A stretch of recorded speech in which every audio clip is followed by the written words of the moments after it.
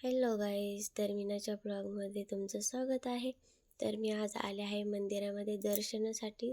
तुम्हाला दाखवणार आहे कोणतं मंदिर आहे आणि मी कुठल्या तालुक्यातून आहे, तर हे पण तुम्हाला व्हिडिओच्या शेवट कळेलच.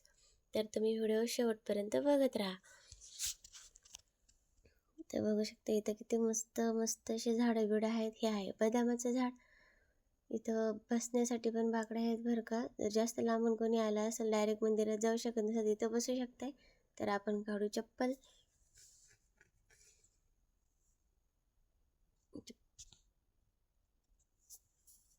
तर आता मंदिरात डायरेक्ट जायचं नाही, मंदिराच्या मागच्या बाजूने जायचं आहे बरं का. तिकडनं बघू शकता तुम्ही, मस्त असा डोंगर आहे, त्याला मस्त अशा खिंडी खिंडी पण आहेत बरं का.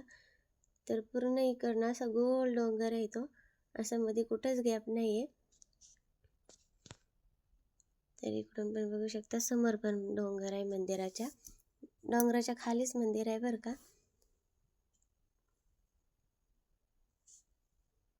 तर आता इथं मी ठेवते पिशवी.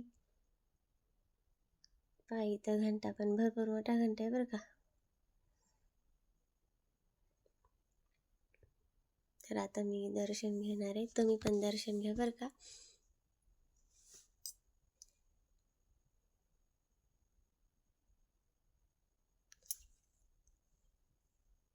तर आता पाहू शकता, हे आहे काळभैरवनाथाचं मंदिर. आतमध्ये बघा तुम्ही, दिसतंय का. तर याला आत लेडीज जात नाही म्हणून त्याच्यामुळं मी तुम्हाला आत जाऊ नाही दाखवू शकत. तर आता पुढचं दर्शन घेऊ आपण. आणि पुढं पण एक मारुतीचं मंदिर आहे, तिकडे पण जायचं आहे आपल्याला. इथूनच वरती थोडं. तर आपण पहिलं इथं दर्शन घेऊ.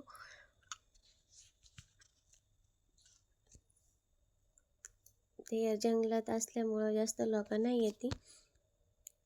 आणि आता दुपारची पण वेळ झाली होती ना, त्याच्यामुळे इकडं कोणच येत नाही. सकाळी सकाळी असतात बरं का माणसं, आणि 4च्या नंतर पण असतात.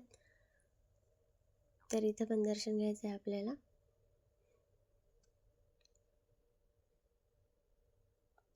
तर आपल्याला जायचं आहे पुढं मारुतीच्या मंदिरामध्ये. तर हे बघा, इकडनं वरती जायचं आहे.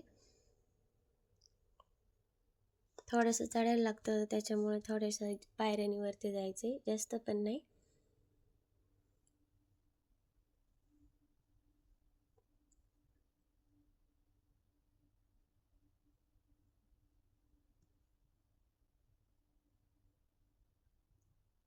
तर आपण आलो आहे पायऱ्या चढून वरती.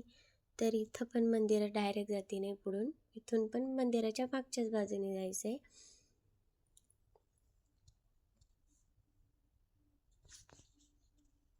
बघा, मंदिर हे थोडं बारीक मंदिर आहे बरं का. तर इकडून झाडं बिडं आहेत. तर आपण आलो आहे मारुतीच्या मंदिराच्या समोर.